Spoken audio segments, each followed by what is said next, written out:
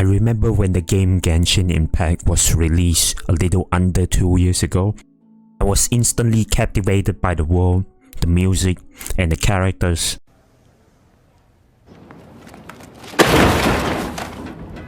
Well, those are all the surface level stuff. Who gives a shit about those things nowadays? We all know those are pretty good.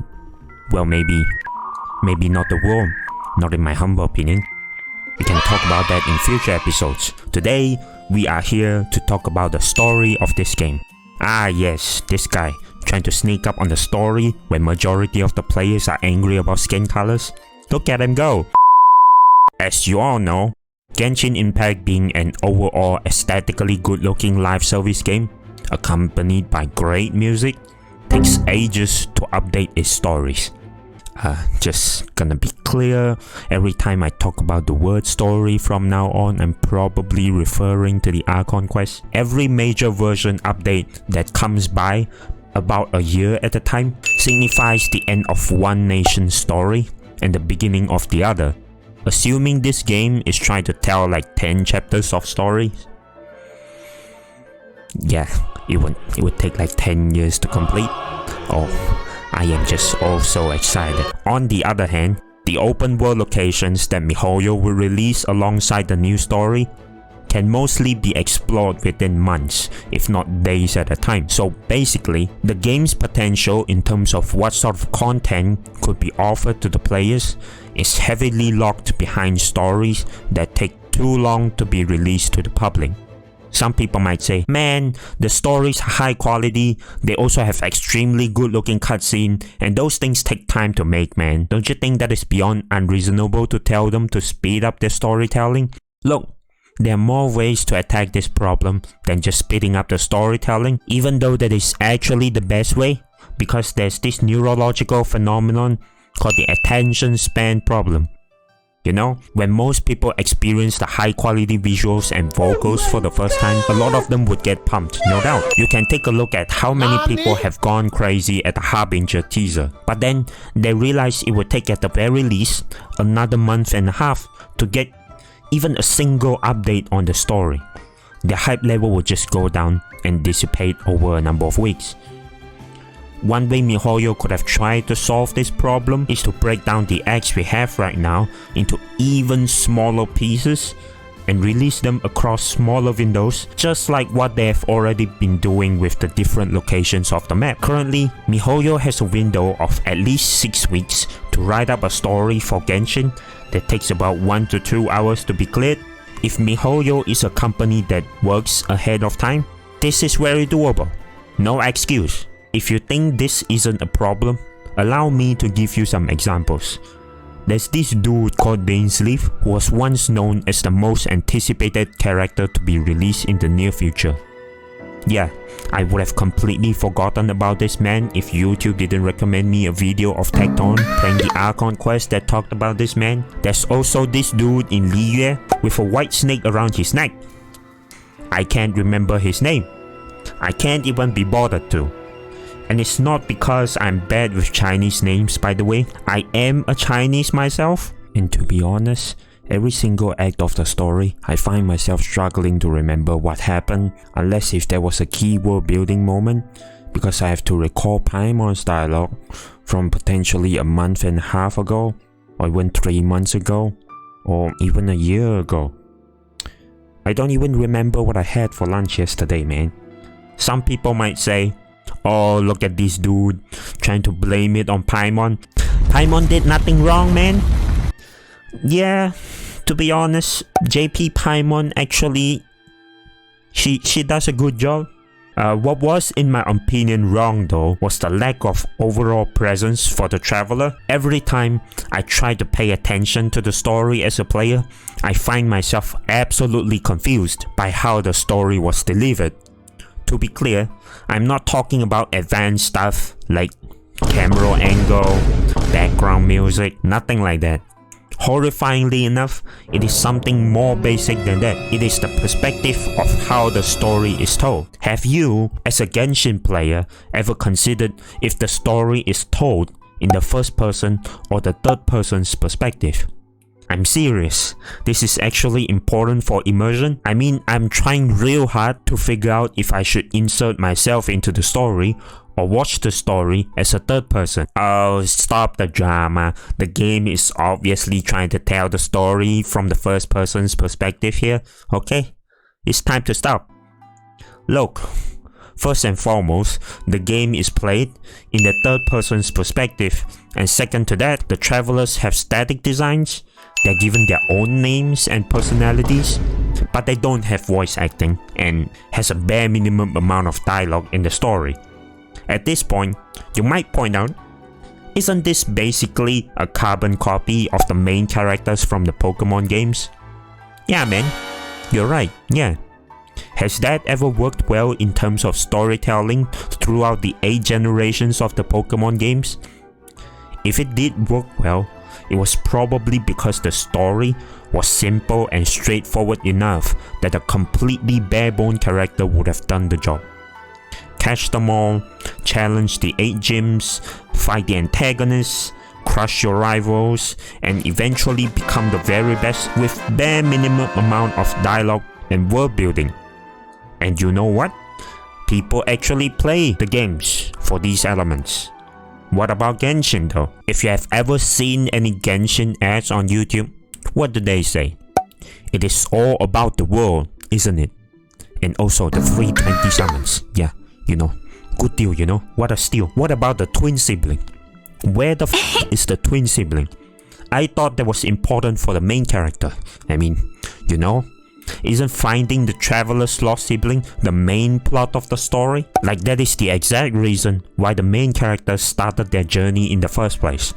But no one knows about the sibling, and there's only technically 2 expositions about them 2 years into the game.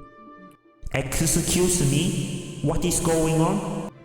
Why does the main character of a story of this scale have so little presence and importance in the story?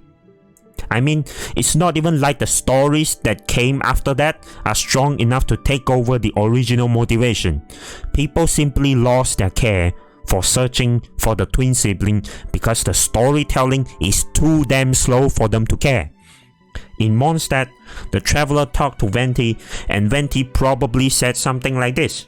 I don't know man, that was 500 years ago. Oh, I see Zhongli over there. How about you ask him? Hold on, Tabibito. I answered your question. Now you gotta give me apple. A few moments later. The traveler goes to LiYue, tries to talk to Zhongli, and he probably said, your twin sibling? I have no idea, man. Oh, Raiden Shogun. I see Shogun over there. How about you ask her? Wait, Tabibito, hold on.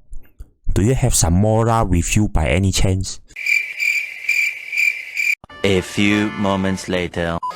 The traveler then goes to Inazuma and tries to talk to Raiden Shogun, and she probably said, what you say? Your twin sibling? First of all, who are you? Why are you in my country? Get out. Go back to your homeland. Wait, Shogun-sama. Hold on a second. I can explain. I have a bottle of Pepsi here. Can you give me a chance to talk this through?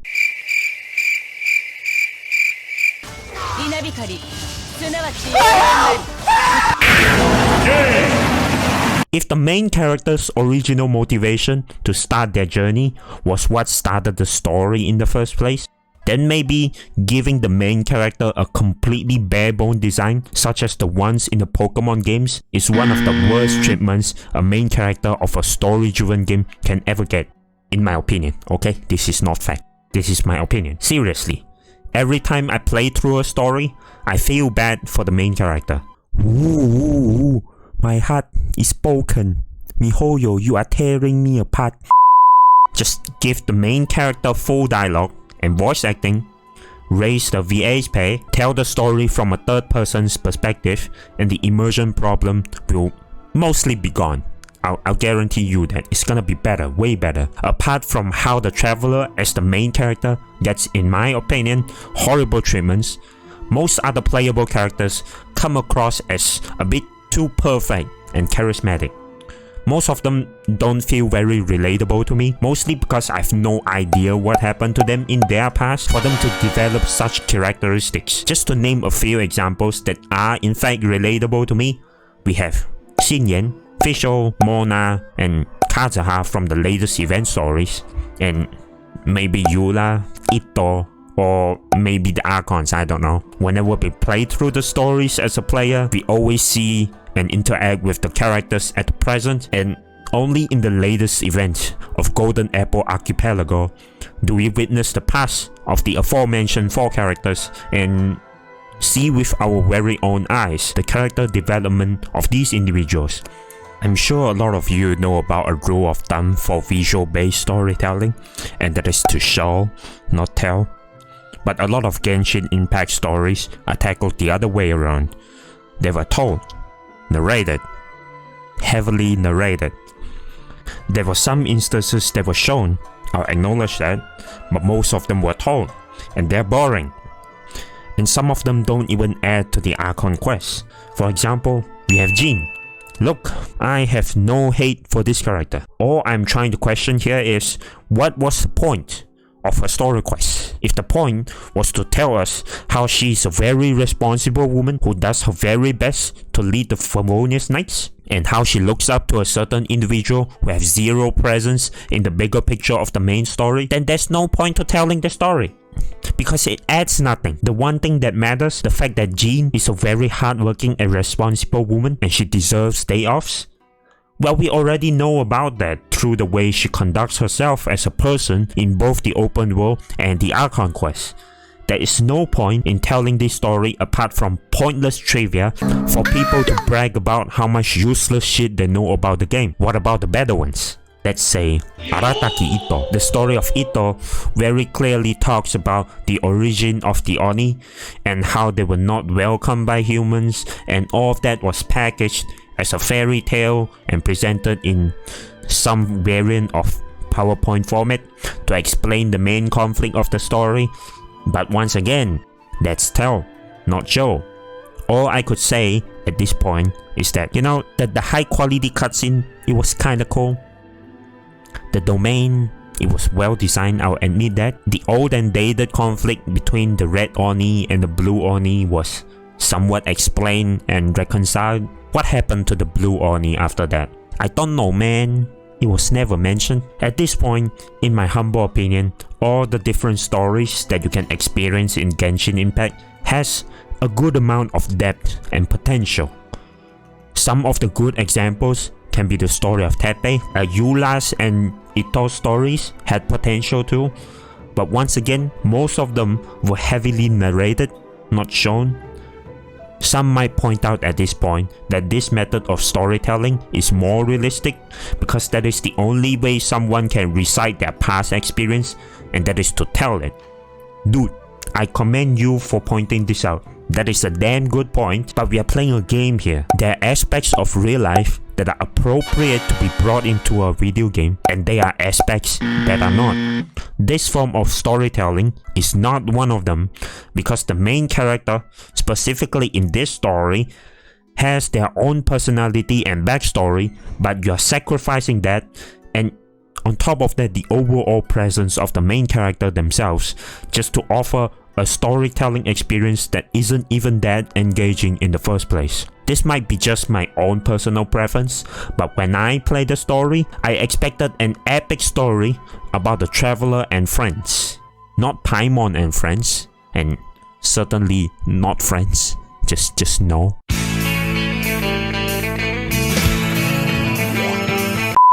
I'm not even gonna get into the dates with the 4-star characters. Those are no. Just no. Keep in mind, what I've said in this video have only touched a tip of the iceberg. This game actually has quite a number of problems in my opinion. If you are interested in seeing and hearing more of my perspective on this game, do it! Just do it! If you have any inputs, go to the comment section. I hope you enjoyed this video. I'm Frameless Tenor. You can just call me FT. I'll see you in the next one. Bye bye.